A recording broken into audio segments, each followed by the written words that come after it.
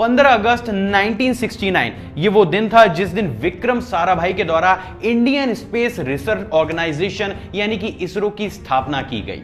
और आज इसरो ने इतने बड़े बड़े कीर्तिमान स्थापित कर दिए हैं कि हर एक भारतीय को इसरो के ऊपर गर्व है। लेकिन इसरो की ये कहानी जितनी आसान और चकाचौंध भरी हुई दिखती है, वास्तव में उतनी ही ज्यादा कठिन और अंधकार से भरी हुई है। तो दोस्तों तैयार हो जाइए एक बेहद ही पावरफुल और इंस्पिरेशनल स्टोरी के लिए, क्योंकि ये स्टोरी किसी विदेश की नहीं बल्कि भारत के ही एक संस्थान की है। दोस्तों इसरो की स्थापना जिस समय देश में की गई उस समय देश के हालात काफी ज्यादा खस्ता थे। ना ही हम पे कोई स्ट्रॉन्ग इंफ्रास्ट्रक्चर था, ना ही हमारे पास ज्यादा पैसे थे और ना ही हमारा कोई ऐसा मित्र देश था जो हर वक्त हमारे सामने खड़ा रहता। अब ऐसी सिचुएशन में जब इसरो के साइंटिस्ट गवर्नमेंट के पास स्पेस प्रोग्राम के बजट के लिए जाते, उनके हाथ सिर्फ और सिर्फ निराशा ही लगती थी, क्योंकि उस समय देश स्पेस प्रोग्राम से ज्यादा इंडस्ट्रीज को डेवलप करने में ज्यादा ध्यान दे रहा था। अब इसका नतीजा यह हुआ कि जहां एक तरफ नासा के साइंटिस्ट बड़ी बड़ी लग्जरी कार्स में अपने ऑफिस जाया करते थे, तो वहीं हमारे इसरो के साइंटिस्ट पैदल, साइकिल पे और बैलगाड़ी पर अपने ऑफिस जाया करते थे।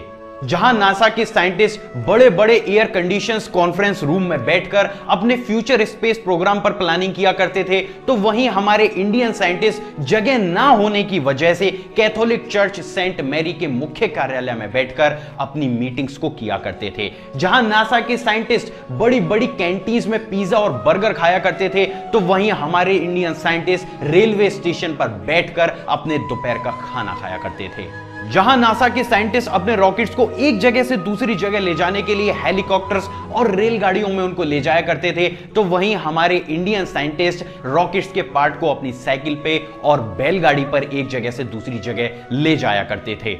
अब दोस्तों एक ऐसी सिचुएशन आ जाती है कि जहां पर इसरो को नासा की मदद चाहिए थी। जैसे ही इसरो नासा के पास मदद मांगने जाता है, नासा तुरंत ही मदद करने से मना कर देता है। इसके बाद इसरो रुख करता है रूस का, लेकिन वहां भी इसरो के हाथ सिर्फ और सिर्फ निराशा ही लगती है। और इसका सबसे बड़ा कारण था इसरो के पास पैसे और एपरेटस की कमी होना।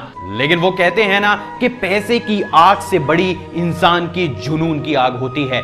कहीं से भी मदद ना मिलने पर इसरो के साइंटिस्ट ने अपने प्रारंभिक ट्रेनिंग के लिए नारियल के पेड़ों का इस्तेमाल किया। वो नारियल के पेड़ों से ही अपने रॉकेट्स को लॉन्च किया करते थे। और इसी जुनून के दम पर साल 1990 में हमारे इंडियन साइंटिस्ट ने PSLV को तैयार किया और इसी की मदद से 1993 में पहली सैटेलाइट ऑर्बिट में भेजी। इससे पहले यह काम सिर्फ और सिर्फ रूस कर पाया था। जी हां, वही रूस जिसने इसरो की मदद करने से साफ इनकार कर दिया था। इसरो दुनिया की पहली ऐसी संस्था है जिसने एक ही प्रयास में मंगल ग्रह के सफर को पूरा किया था।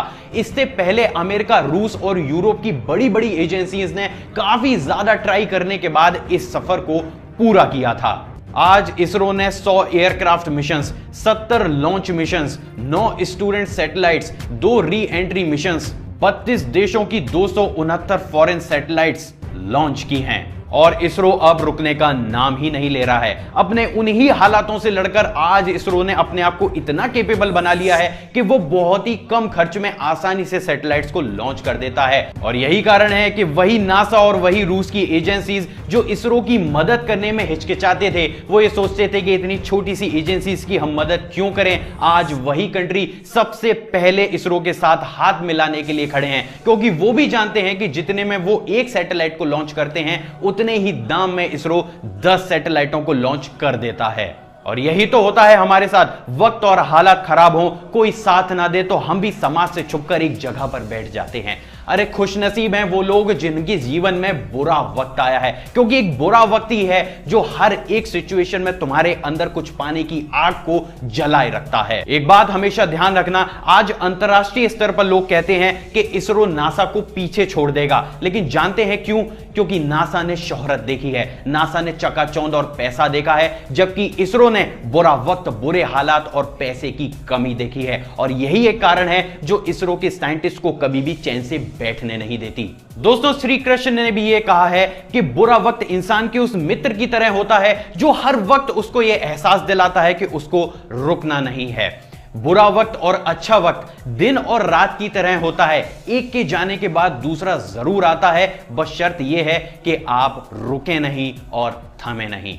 अगर आपको ये वीडियो पसंद आई हो तो इस वीडियो को ज्यादा से ज्यादा लाइक और ज्यादा से ज्यादा शेयर कीजिएगा। साथ ही इस चैनल पे नए हैं तो सब्सक्राइब का बटन दबाकर उस बेल आइकन को जरूर ऑन कीजिएगा। किसी और टॉपिक पर मोटिवेशन चाहते हैं तो कमेंट कर सकते हैं। आपको आज का मोटिवेशन कैसा लगा कमेंट करके जरूर बताइएगा, क्योंकि एक कमेंट ही है जिससे मुझे पता चलता है कि आपकी लाइफ में कितना बड़ा चेंज आ रहा है। अगली वीडियो में आप सभी से दोबारा मुलाकात होगी दोस्तों। जब तक खुश रहिए और जिंदगी के मजे लीजिए।